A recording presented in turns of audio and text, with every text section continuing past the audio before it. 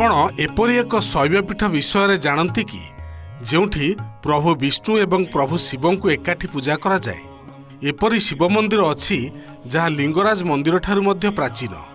एपरी एक शिवलिंग जहाँ वर्ष सारा जलावृत हो रही थाए।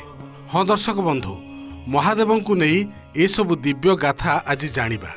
फाल्गुन मास कृष्ण पक्ष पाखे आसिले मन शिव मंदिर मुहा होइथाए।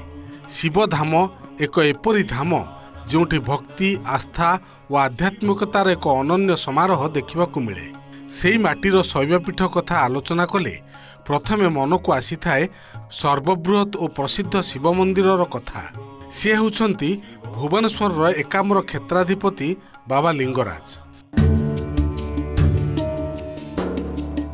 एठारे हरिहर रूपे पूजा करा जाए। हरि अर्थात विष्णु एवं हर अर्थात शिव, तेणु शैव और वैष्णव उभय परंपरा एठारे रही। पुराण अनुसार लिंगराज मंदिर अंचल पूर्वे एकाम्र वन थिला। स्वयं शिव एठारे बास करुथिले बोली विश्वास करा जाए।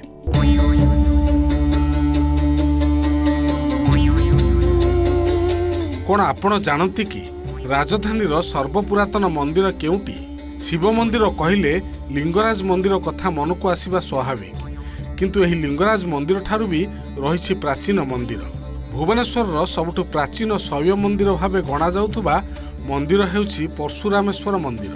पुराणा भुवनेश्वर रे गढ़ी उठिथिबा एही मंदिर सप्तम शताब्दीर बोली जणा जाए। विश्वास अनुसार एठारे प्रथमे शिव पूजा आरंभ होइतिला। पुराण अनुसार भगवान परशुराम एठारे तपस्या करी शिवं को प्रसन्न करथिले। एथिपाई एहार नाम परशुरामेश्वर। एठारे पूजा कले मनर भय और द्वंद्व दूर हुए बोली विश्वास करा जाए।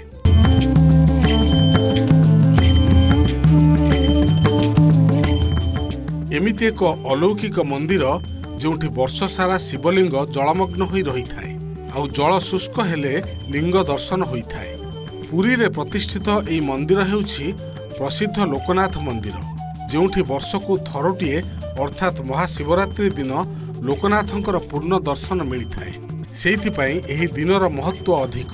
लोकनाथ हेउछंती श्री जगन्नाथ धामर गुप्त रक्षक।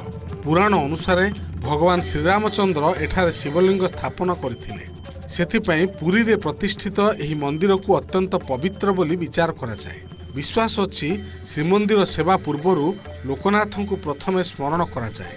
Bureau report, OTV.